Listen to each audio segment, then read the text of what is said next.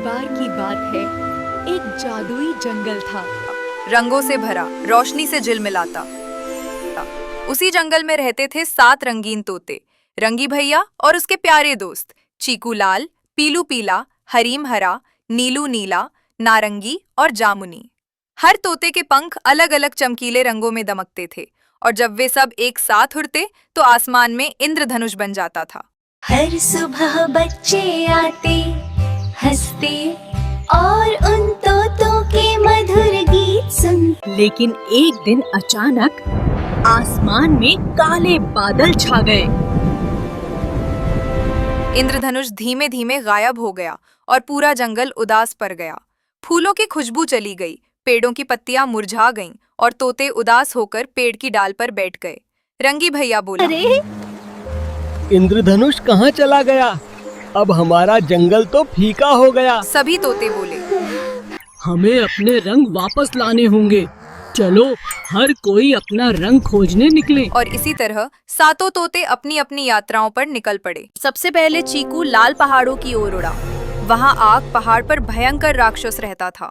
जब चीकू पहुँचा तो राक्षस गरजा, लाल रंग चाहिए। पहले मेरी 3 पहेलियां पहली सुलझाओ। पहेली मैं जलता हूँ पर आग नहीं हूँ। सूरज। दूसरी पहेली, मैं उड़ता हूँ पर मेरे पंख नहीं। हवा। आखिरी पहेली, मैं सबसे तेज हूँ पर दौड़ता नहीं। समय। राक्षस हैरान रह गया। तो बहुत बुद्धिमान हो। ये लो लाल रंग का जादुई बीज। लाल रंग ताकत का प्रतीक है और गुस्से का भी। इसकी शक्ति का उपयोग सोच समझकर करना। धन्यवाद। दूसरी ओर पीलू सूरज की घाटी में पहुंचा। माँ सूरज देवता सो रहे थे और चारों ओर अंधेरा फैला हुआ था।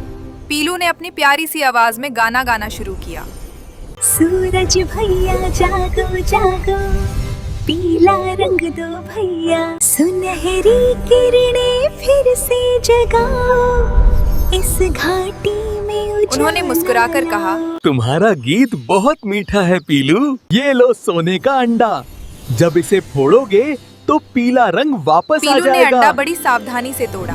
पल भर में आसमान सुनहरी रोशनी से भर गया। जंगल में फिर से गर्माहट लौट आई। हरीम ने हरा रंग खोजने की ठानी। वो जंगल के गहरे हिस्से में पहुंचा, जहां प्रकृति माँ की आवाज गूंजती थी। हरा रंग हर जीवन में होता है। हरीम ने हर ओर खोजा और आखिरकार उसे एक चमकता हुआ बीज मिल गया। धीरे धीरे उस बीज से एक विशाल पेड़ उगाया जो हरी रोशनी से दमक रहा था। प्रकृति माँ बोली, देखो, मेहनत और धैर्य से ही हरा जीवन जन्म लेता जंगल है। फिर से ताजगी से भर गया। इस दौरान नीलू नीला नदी किनारे पहुंचा।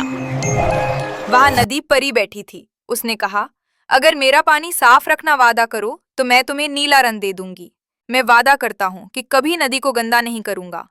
नदी चमक उठी।